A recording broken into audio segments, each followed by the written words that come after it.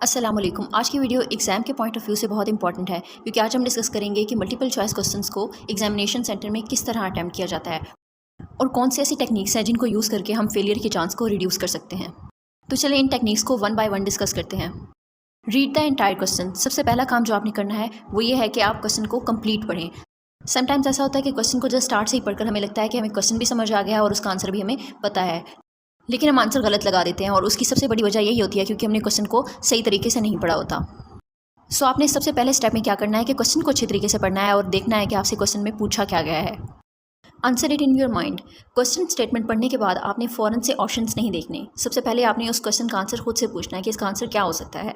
इस तरह से ये होगा कि जब आप पहले ही आंसर आपको पता चल जाएगा, उसके बाद जब आप ऑप्शंस देखेंगे तो आपको आंसर ऑलरेडी ऑप्शंस के अंदर नज़र आ जाएगा। तो इससे ये होगा कि आपका टाइम भी बचेगा और आपके आंसर की शॉर्टी भी बढ़ जाएगी। Eliminate wrong answers. जब क्वेश्चन स्टेटमेंट पढ़ने के बाद भी आपके माइंड में आंसर नहीं आता तब आप ऑप्शंस देखें और जिन ऑप्शंस का आपको यकीन हो कि ये इस क्वेश्चन का आंसर नहीं हो सकते उन्हें एलिमिनेट कर दें। जब वो ऑप्शंस में से एलिमिनेट हो जाएंगे तब आपके पास कम ऑप्शंस रह जाएंगे, तो आपके लिए सही आंसर को चूज़ करना आसान हो जाएगा। जैसे यहाँ एग्जाम्पल में हमारे पास एक क्वेश्चन है कि यौम पाकिस्तान किस दिन मनाया जाता है। अगर आपको सही जवाब पता भी है तो तब भी आप सबसे पहले रॉन्ग आंसर्स को एलिमिनेट करें। जैसे कि 14 अगस्त को आपको पता है कि यौम आज़ादी होती है और इसके अलावा 6 सितंबर को यौम दिफा और 25 सितंबर को यौम कायद होता है। तो इस तरह ये तीनों ऑप्शन ही एलिमिनेट हो जाते हैं और पीछे हमारे पास सिर्फ एक ऑप्शन बचता है। इस तरह से हमें अपने सेलेक्टेड ऑप्शन के ऊपर श्योरिटी होती है कि ये इसका दुरुस्त जवाब है। Use the process of elimination. So हमें ये एलिमिनेशन का प्रोसेस लाजमी चूज़ करना चाहिए क्योंकि इससे ये होता है कि हमारा टाइम भी सेव होता है और हमने जो ऑप्शंस रिमेनिंग ऑप्शंस हमने सेलेक्ट किए होते हैं उनमें से राइट ऑप्शन को चूज़ करना बहुत आसान हो जाता है। सो ये स्ट्रेटजी बहुत यूज़फुल है, इसको ज़रूर अप्लाई कीजिएगा। Select the best answer. Sometimes ऐसा होता है कि आपको एक से ज़्यादा ऑप्शंस ठीक लग रहे होते हैं, यानी कि इसका जवाब ए भी हो सकता है और इसका जवाब बी भी हो सकता है। तो ऐसी सिचुएशन में आप हमेशा मोस्ट रिलेटेबल और बेस्ट ऑप्शन को चूज़ करें। Read every answer option.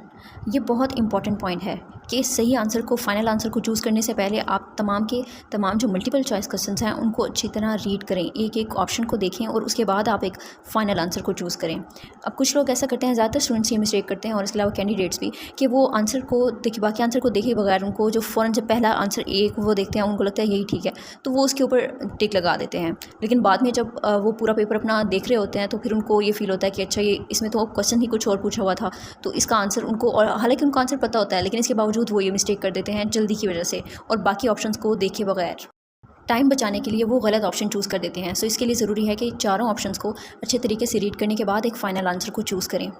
Answer the questions you know first. सबसे पहले उन क्वेश्चंस को अटैम्प्ट करें जिनका आंसर आपको ऑलरेडी पता हो और जिनके ऊपर आपको ज़्यादा टाइम लगाने की ज़रूरत ना हो, ताकि ये वाला टाइम आप उन क्वेश्चंस के ऊपर कंज्यूम करें जिनके आंसर्स की आपको शॉर्टी ना हो। Make an educated guess. अगर आप कोई ऐसा टेस्ट दे रहे हैं जिसमें नेगेटिव मार्किंग नहीं है या फिर -1 नेगेटिव मार्किंग है तो तब आप एक एजुकेटेड गेस लगाने का रिस्क ले सकते हैं, लेकिन तब जब आप एक या एक से ज़्यादा ऑप्शंस को एलिमिनेट कर सकते हों ताकि आपके पास राइट आंसर को चूज़ करने के चांसेस ज़्यादा हों। लेकिन अगर आपकी नेगेटिव मार्किंग 2 मार्क्स की हो रही है, यानी कि एक रॉन्ग आंसर पर आपके 2 मार्क्स कट हो सकते हैं, तो तब आप ये रिस्क ना लें। It is usually best to stick with your first answer but not always. यहाँ आपने इस पॉइंट को माइंड में रखना है कि क्वेश्चन स्टेटमेंट पढ़ने के बाद हम जो एक सोच समझकर आंसर चूज़ करते हैं ज़्यादातर वही करेक्ट होता है, लेकिन हो सकता है कि ऐसा ना भी हो। मल्टीपल चॉइस क्वेश्चन में ऐसा होता है कि हम कंफ्यूज हो जाते हैं क्योंकि हमें सारे ही ऑप्शन ठीक लग रहे होते हैं, और ऐसा स्टूडेंट को कंफ्यूज करने के लिए नहीं बल्कि उसकी नॉलेज को टेस्ट करने के लिए किया जाता है कि 3 ऑप्शंस होते तो इनकरेक्ट हैं लेकिन वो लॉजिकल होते हैं। सो हमारे लिए ज़रूरी होता है कि उन चारों ऑप्शंस में से जो बेस्ट आंसर हो हम उसी को ही चूज़ करें। All of the above and none of the above. अब कुछ हमारे पास ऐसी स्टेटमेंट्स होती हैं जिनके 4 ऑप्शंस होते हैं, यानी कि 3 जो है वो दूसरे ऑप्शंस होते हैं और एक हमारे पास ऑप्शन दिया होता है ऑल ऑफ द अबव, जिसका मतलब होता है कि तीनों ऑप्शंस ऊपर वाले दुरुस्त हैं। अगर इस सिचुएशन में आपको डाउट हो कि ऊपर वाले तीनों ऑप्शंस में से कोई एक ऐसा है जो इनकरेक्ट है तो तब आप ऑल ऑफ द अबव को चूज़ ना करें। बिल्कुल इसी तरह आपको नन ऑफ द अबव का ऑप्शन दिया जाता है, यानी कि 3 ऊपर वाले ऑप्शंस जो इनकरेक्ट होते हैं, और एट द एंड आपको एक 4th ऑप्शन दिया जाता है नन ऑफ द अबव, यानी इनमें से ऊपर वाले तीनों में से कोई भी इसका आंसर नहीं है। लेकिन अगर आपको ऐसा लगता है कि ऊपर वाले आंसर्स में से कोई एक करेक्ट आंसर है तो तब भी आप इस ऑप्शन को चूज़ ना करें। When there are seemingly 2 correct answers. अगर all of the above option के साथ आपको 2 करेक्ट आंसर्स नज़र आते हैं तो तब आप इस ऑप्शन को चूज़ कर सकते हैं, यानी कि 2 करेक्ट हों और एक इनकरेक्ट हो तो तब भी आप ऑल ऑफ द अबव को चूज़ कर सकते हैं। Place your best on the positive option, यानी कि अगर आपको पॉजिटिव या नेगेटिव ऑप्शन में से किसी एक को चूज़ करना पड़े तो आप पॉजिटिव ऑप्शन को प्रेफर करें, क्योंकि प्रोबेबली वो ट्रू होता है। The more information is better. इस पॉइंट को आप तब माइंड में रखें जब आपको गेस लगाने की ज़रूरत हो कि जिस ऑप्शन में आपको इन्फॉर्मेशन ज़्यादा दी जाती है, ज़्यादातर वही ऑप्शन ही करेक्ट होता है। उम्मीद है आपको आज की ये इन्फॉर्मेटिव वीडियो पसंद आई होगी। इस इन्फॉर्मेशन को अपनी फ्रेंड्स और फैमिली के साथ ज़रूर शेयर करें, और जो लोग भी पीपीएससी या फिर एफपीएससी या किसी और टेस्ट की तैयारी कर रहे हैं उनके साथ इस वीडियो को ज़रूर शेयर करें।